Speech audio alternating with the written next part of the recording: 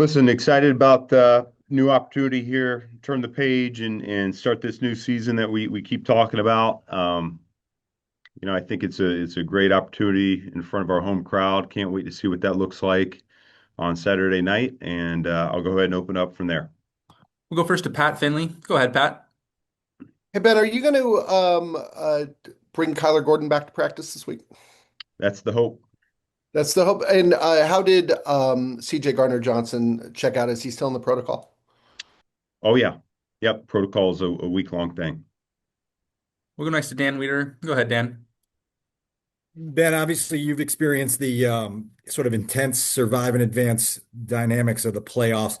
How do you articulate for your team this week what those sort of entail?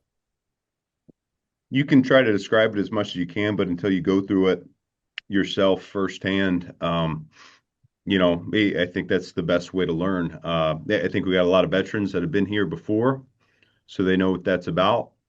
And they can certainly share those experiences with the younger guys. But my experience has been this is where the details and the fundamentals come out to the forefront.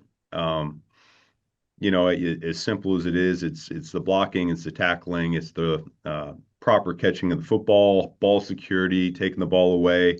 It's all those little things that show up the most when the lights are the brightest. Some of your veterans have sort of echoed that sentiment that there's obviously the big game juice that comes with these types of moments, but you have to convert it into precision. Do you have a formula for getting guys to understand how to turn that sort of energy into the fundamental execution that you need? No, I wish there was a secret sauce. I think it's really it starts with the type of people that you have in the building, and that's kind of been something that we've highlighted. The guys that we brought in, both from a free agency perspective, but also with these draft picks, that they're going to be poised under pressure and that they're going to rise to the occasion when the lights are bright like this. Go next to Courtney Cronin. Go ahead, Courtney. Hey Ben, a couple of the guys talked yesterday just about you guys you've lost two games in a row before and you've rebounded from it. And I know early in the season you took the approach with that pretty intense Wednesday practice. You called out their championship caliber practice habits that they didn't have at this point yet.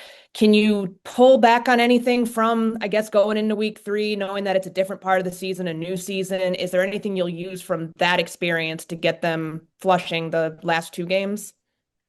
No, I mean we're a different team. I think the end of the regular season and the start of the postseason is just a natural new start. And so, I think early in the season we didn't know who we were quite yet, and we were just in a race to improve. And that was really what the messaging was about. This is a little bit different because we're going to be on a short week against an opponent that we know really well. They know us, we know them, and so yeah, it is a little bit of a different deal. But I expect these guys to come in tomorrow as we get going in our prep, and it's a long season, early bye week and all that, and yet I expect them to come in and have a new sense of energy about them because yeah, I think it's going to feel a little bit different. And is there any way to identify the most correctable thing on defense right now on a short week? I mean, we got a number of areas that we could play better. But at the same time, I mean, the number one thing is that we're looking to limit the opponent with their points, and you're saying you left that game with a good offense, and they only scored 19 points, 16 up until the last 2 minutes of the game there, and so I thought our defense played well enough for us to win that ball game. And I know we want to clean up the yards and we want to get off the field faster and we want to create more possessions for our offense.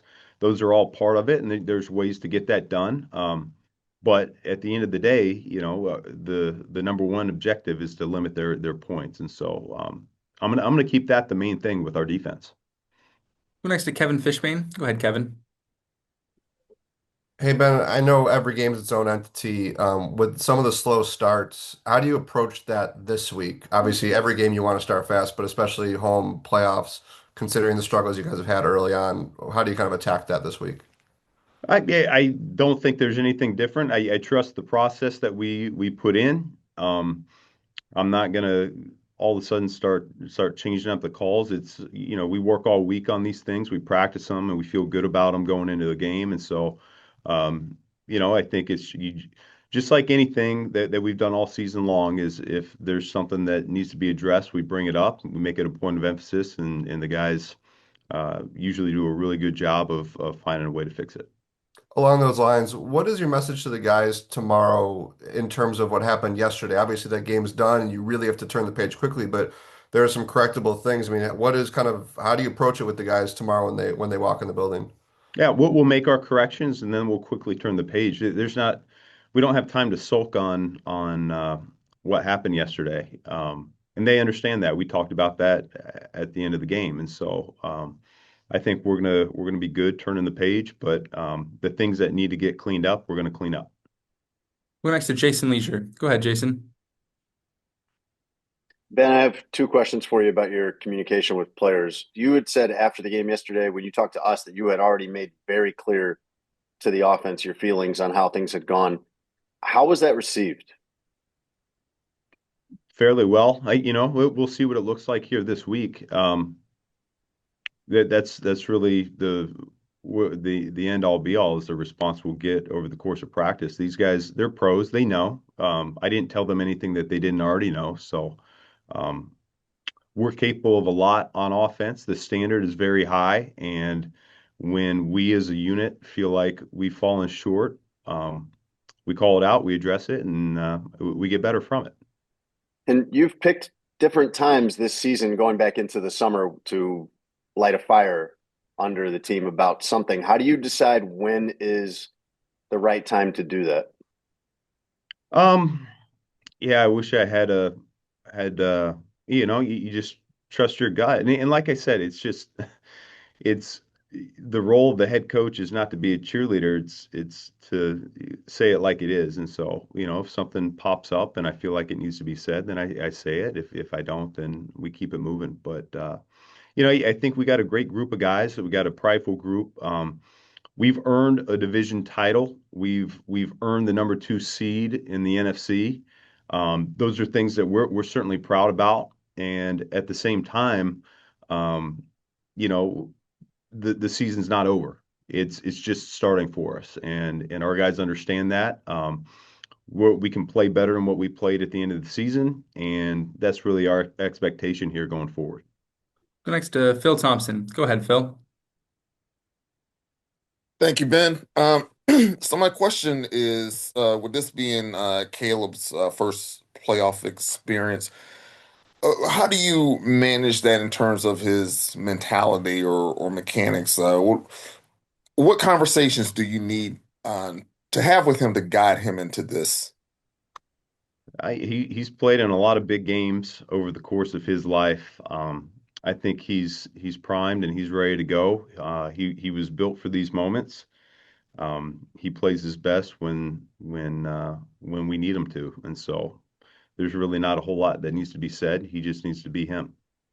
And then, secondly, with facing the Packers a third time, is there a chess match that kind of goes on where you have to tweak things with your game plan or pull out certain things? Like, how do you manage that with seeing a team that many times in short order?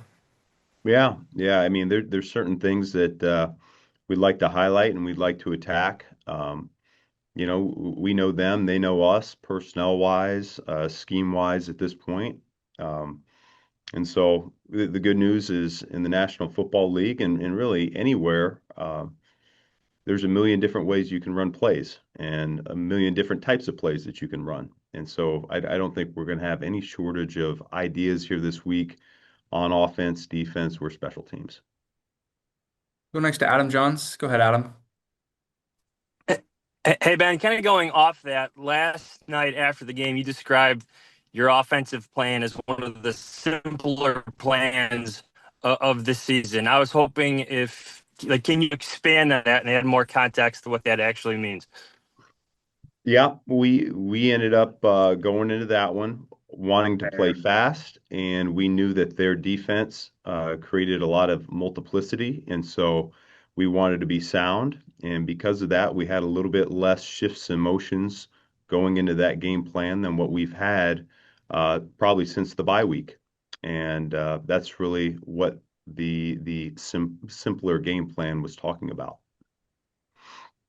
Go to Pat Finley. And, Go and ahead, then Pat. on Caleb's interception, when you look back at Caleb's interception in the end zone, where does Durham Smythe maybe fit in the progression for Caleb on that one? Yeah, if he feels like he doesn't have the deep ball, then he'll throw it to Durham Smythe. Go to Pat Finley. Hey Ben, Tyreek Stevenson didn't play at all yesterday. That's obviously a change. What prompted that? We felt good about where Shawnee and where Jalen were, and we wanted those two guys to take the bulk of the snaps. Go to Dan Wiederer. Go ahead, Dan. Ben, you're obviously bothered by yesterday's offensive performance. When you went back through the video review of it, what do you find most notable that can be addressed quickly? Oh, it can all be addressed. We're not far away. You never are in this league. You're really close. And so we just got to clean up some of the mental errors that we had. I think in the first 11 plays, we counted 6 mentals as an offense, and when you're facing a good team, you can't do that. And so we'll clean that up. We'll be a lot sharper here going forward, and we're going to be okay. But when you have 8 possessions and 3 of them are 3-and-outs, it's just not the recipe for good football. Last two, we'll go Phil, then Pat. Go ahead, Phil. Thank you. Ben, what experiences from what things from your past experiences in the postseason with other teams do you think most inform you going into this playoffs? Yeah, I think it goes down. Like I said before, I think when the stakes are higher, I think you got to focus on the little things a little bit more. And so, catching the football when it comes your way, making sure you're tucking it properly, making sure that we play with good pad level, making sure that we're tackling well in space. All those things that once again aren't necessarily the most fun to talk about to the casual observer. Those tend to get highlighted even more in the playoffs, in my opinion. We'll go last one here to Dan. Go ahead, Dan.